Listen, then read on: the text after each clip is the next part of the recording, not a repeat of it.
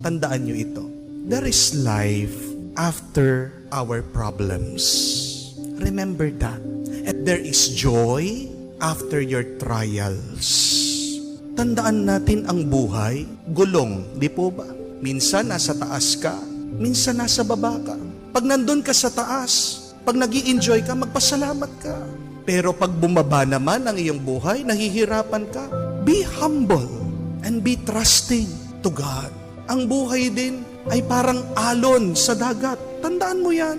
And we have to expect that life sometimes is good and sometimes it is bad. But everything in life is a grace from God. Embrace it. Yakapin mo. Pasalamatan mo. Daanan mo. Huwag kang mananatili dyan. Pero kung gusto mong maging masaya, palagi mong tandaan. Pag may problema, sa susunod may grasya. Yan ang hintayin mo.